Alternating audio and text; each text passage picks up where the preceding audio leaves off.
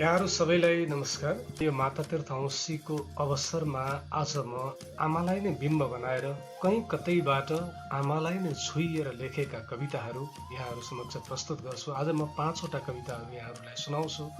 मसँग भएका कविता सङ्ग्रहहरू मध्येबाट केही आमाका बारेमा लेखिएका कविताहरू मसँग छन्। त्यो कविताहरू नै आज म यहाँहरू समक्ष प्रस्तुत गर्ने जमर्को गरेको छु। यो पहिलो चरणमा छ आदरणीय कवि विप्लव ढकालको कविता कृति च्याउको जङ्गलबाट। आमालाई बिम्ब बनाएर, धरतीलाई बिम्ब बनाएर, पृथ्वीलाई बिम्ब बनाएर, पृथ्वी धरती समग्रमा आमा नै हुन्। त्यही बिम्बमा लेखिएको यो एउटा कविता। एउटा पृथ्वी ढल्नु अघि। ए चट्टानको तीखो धारमाथि तिम्रो जन्म भयो र तिमीलाई रगतले भिजेको गुन्युमा पोको पारेर त्यो आइमै जङ्गलतिर भाग्न थाली। विषालु मैदलका काँडाहरू टेक्दै, बयरका हाँगाहरू लुच्दै, शरीरका वस्त्र र छाला च्यात्दै, नाकको बुलाकी र कोठी हराउँदै, सुकेका थुरहरूमा निधार ठोक्दै, जमिनको धुलोमा पछारिँदै भागिरहेकी त्यो आइमै तिम्री आमा हो। र तिम्रा बाबुका हत्याराहरू उसलाई लखेटी लखेटी मार्न खोजिरहेका छन्। ऊ निरन्तर भागिरहेकी छ। माटोको काखमा रुँदै, माटोकै रुमालले आँसु पुस्दै, तिमीलाई फूलको छातीमा च्यापेर काँडाको निर्जन पर्वतमाथि ऊ निर्वस्त्र भागिरहेकी छ। पछि पछि उसका छरिएका केश राशि टिप्दै, फलामका दाँतहरू बजाउँदै, दुलोमा पोखिएको रगत चाट्दै, बहुलाएको बन्दुक छातीमा ताक्दै, उसका लोग्नेका हत्याराहरू उसलाई बाँच्नै नदिने गरी लखेटिरहेका छन्। एउटा पृथ्वी ढल्नु अघि, एउटा पृथ्वी ढल्नु अघि तिमी रुँदैछौ अहिले, भोकले, निद्राले, डरले। सुन, भर्खरै गुन्जिरहेको त्यो आवाज बन्दुकको बाँसुरीबाट उम्रिएको सङ्गीत हो। तिमीले अनुभव गरिरहेको त्यो महक बारुदको फूलबाट निस्किएको सुगन्ध हो। तिम्रो शरीरमा भर्खरै तप्प तप्प चुहिरहेको तरल आत्मीयता त्यही आइमैको स्तनबाट खसेको रगतको थोपा हो। तिमीले पहिलो चोटि देखेको यो निर्वस्त्र पृथ्वीलाई अब अन्तिम चोटि हेर। ए नवजात शिशु, तिमीलाई न्यानो अँगालोमा बाँधेर तिमी माथि नै ढलिरहेको एउटा पराजित उज्यालोलाई अब अन्तिम चोटि हेर।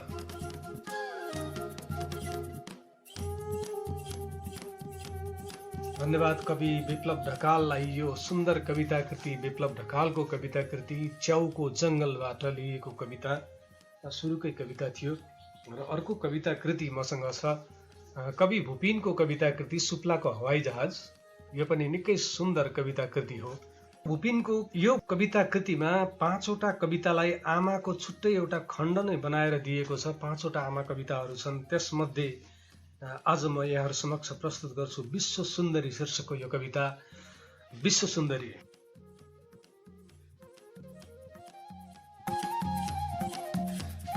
ऐश्वर्या रायले विश्व सुन्दरीको मुकुट पहिरिँदा मेरी आमा बुढी भइसकेकी थिइन्। तर मलाई लाग्थ्यो मेरी आमा ऐश्वर्या राय भन्दा धेरै सुन्दरी छिन्। अहिले आमाको अनुहार चाउरिएर बनेको छ धाजा फाटेको खेत जस्तो।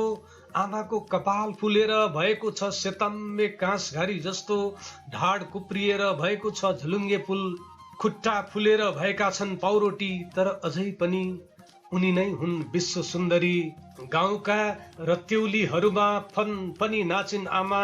बौलाहा पिठो खाएर दौतरीहरूसँग छिल्लिन् र पुरुषले बनाएका नियमहरूको मजाक उडाइन्। आमाको नाच थिएन माधुरी दीक्षितको जस्तो लचकदार, थिएन साकिराको जस्तो कामोत्तेजक, तर त्यसको सौन्दर्य थियो बिल्कुल मौलिक। आमाको नाचमा थोरै स्मृति दंश र धेरै गुम्फनको विस्फोटन थियो। मेरी आमा खेलिनन् कुनै सिनेमामा नायिका भएर, खेलिनन् कुनै विज्ञापनमा मोडल भएर। मेरी आमाको रौचिरा पनि बेच्न सकेन आइमाईलाई सेक्स टोय सम्झिने नाफाखोर कामुक बजारले। मेरी आमाले लगाइनन् बिकिनी वा स्विम सुट, र सुन्दरता बेचेर बनिनन् सेलिब्रिटी, भइनन् उनी कतै टक अफ द टाउन। डाका र हत्याराहरूको चर्चा गर्दा कुनै मिडियाले लेखेन मेरी आमाको असलपनको कथा। टिभीमा लाइभ हेर्दैछु विश्व सुन्दरी प्रतियोगिताको नयाँ संस्करण। कुनै स्टार होटलको अत्याधुनिक हलमा नाफाखोर इरिक मोर्लेको पछिल्लो अवतार। कामुक प्रश्न सोध्दैछ युवतीहरूलाई। अब त्यसको नक्कली उत्तर दिएपछि घोषित हुनेछिन् कुनै तरुणी यस वर्षकी विश्व सुन्दरी। अब म टिभी बन्द गर्छु र आमालाई भेट्न गाउँ जान्छु।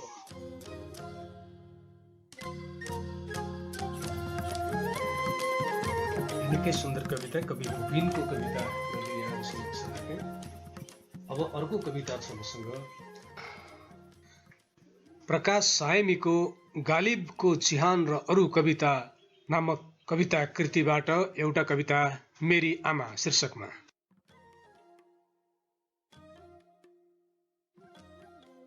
स्मृतिले भरिएको एउटा पुरानो घर, जसको हरेक खापाहरूका बीचबाट इतिहास च्याउँछ मायाहरू भएर। जहाँ अटाएका छन् असंख्य पीरका धुनहरू माया पोका बनेर। जहाँ रमाएका नै छन् कैयन घाउहरू अनेक अनेक ढोका बनेर। बाटो बनेर कैयौं छोराहरू मन्दिर पुगे, तर पुग्नु पर्ने पहिलो मन्दिर यिनै हुन्। गीत गाउँदै कैयौं गीताङ्गेहरू उकालो चढे, तर गाउनु पर्ने पहिलो गीत यिनै हुन्। पालै पालो सबैले छोडेर गएको घरमा एउटा बुढो लाठी जस्तै दलिनमा उभिएको छ स्मृतिको एउटा झण्डा मेरी आमा। कविता लेख्ने सबै कविका आमा, गीत गाउने सबै गायकका आमा र मेरी आमामा केही फरक छैन। साँच्चैको मेरी आमालाई तिम्रै आमाको कविता सुनाए पनि झुक्किने छैनन्। आमा सबैको एउटै लाग्छ मलाई, तर तिम्री आमा र मेरी आमामा केही फरक छैन। किनकि मेरी आमा पनि आफ्नो होइन अरूको कथा भन्छन्। त्यसैले मलाई आमाको कविता नलेखेकोमा पछुताउ छैन। आमा सबैको एउटै हो, चित्र कोर्ने चित्रकारको आमा, लडाईँमा जाने लडाकुको आमा।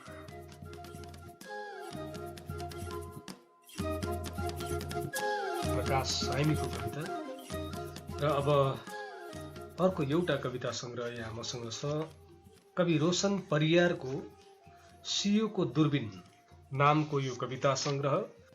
सियोको दूरबीनबाट तिम्री आमा शीर्षकको कविता म यहाँहरू समक्ष राख्छु। रोशन परियारको यो कविता तिम्री आमा।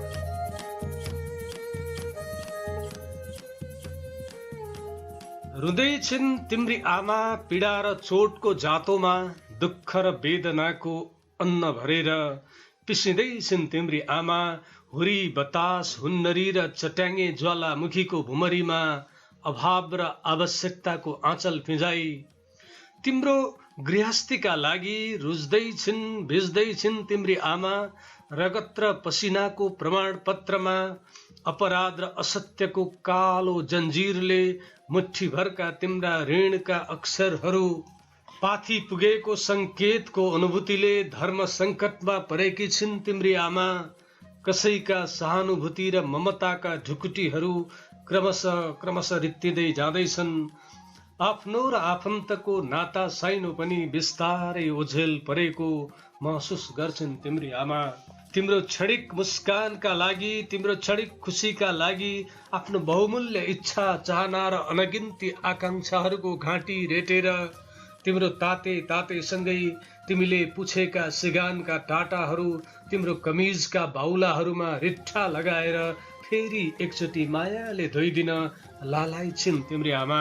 देउरालीमा पाती चढाई तिम्रो दीर्घायुको कामना गर्ने तिम्री आमा, कलेटी परेका ओठका फुस्रा केस्राहरू बोकेर रुन्चे हाँसोको व्यग्र पर्खाइमा छिन् तिम्री आमा।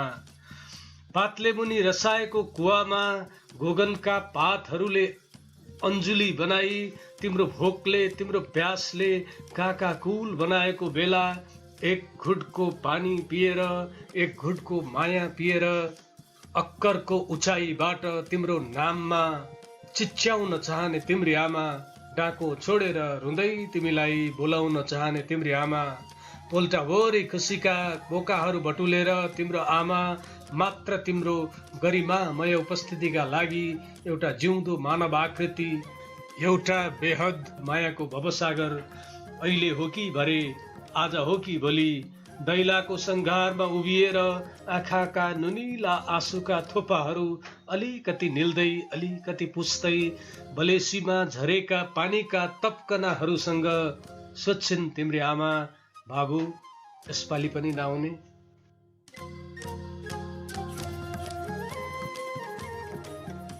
तिम्री आमा शीर्षकको यो सुन्दर कविता कवि रोशन परियारको कविता, उहाँको कविता कृति सियोको दूरबीनबाट। अहिलेसम्म मैले 4वटा कविताहरू यहाँहरू समक्ष प्रस्तुत गरिसकेको छु। अब अन्तिम कविता आजको लागि कवि नारायण प्रसाद पोखरेलको कविता, उहाँको आफ्नै आवाजमा कवि नारायण पोखरेलको आमा शीर्षकको यो कविता।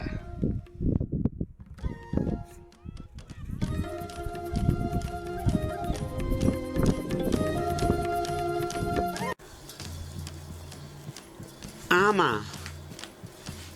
शार्दुल बिग्रिडी छन्दमा लेखिएको आमा शीर्षकमा रहेको यो कविता। आमाले सरी शान्त शीतल हुने, कल्ले छहारी दिने, आमाका महिमा भुली विषय के होलान् अरू लेखिने। डुल्ने मन्दिरमा र मूर्ति कतिमा देखिन्छ ढोगी, जहाँ आमाको बदला झुकेर पुजिने पाइन्छ देवी कहाँ।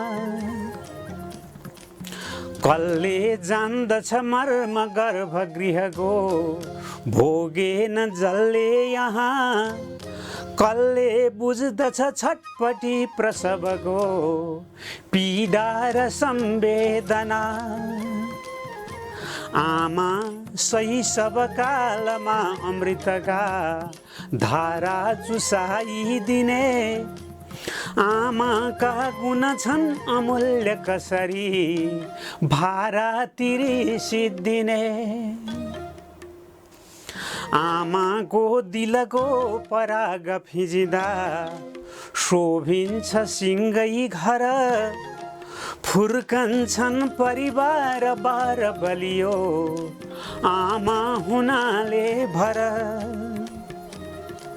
आमा नै रुनुभो भने दिल दुखी, आकाशका बादल पानी होइन आँसुमा बदलिँदै बर्सिन्छ धरती तल। आमाको छ भने उपस्थिति जहाँ औँसी हुने पूर्णिमा, आमाको नभए उपस्थिति कहाँ औँसी हुने पूर्णिमा।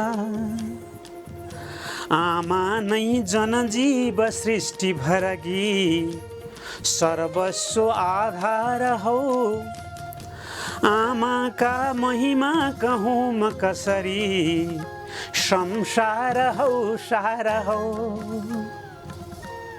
आफ्नो भोक भुलेर पेट शिशुकै छाम्छन् नि आमाहरू, सानै चोट परोस् तथापि शिशुमा काम छन् नि आमाहरू।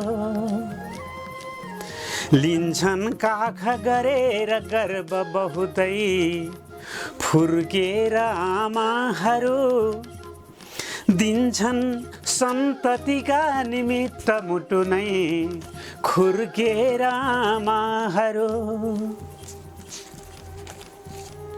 आफ्नो ज्यान दुखेर कर्कर लुछोस् कोल्टे नफर्किकन, निद्रामा पनि हुन्छ शिशुमै आमाहरूको मन।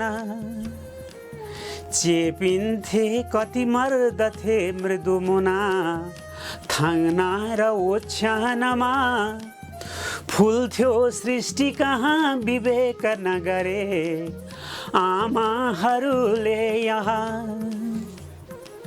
बढ्दैछन् कतिमा कृतज्ञ मतिके दिगदारीला चिन्तना। आमा बा अझ छन् हृदय धरधरी पीडा नबुझ्ने किन। छन् वृद्धाश्रममा कुनै सडकमा मिल्के घस्यौटा सरी। देखि चिन्तित भई बिहान नहुँदै बिउझी उठेकी चरी। देखि चिन्तित भई बिहान नहुँदै बिउझी उठेकी चरी।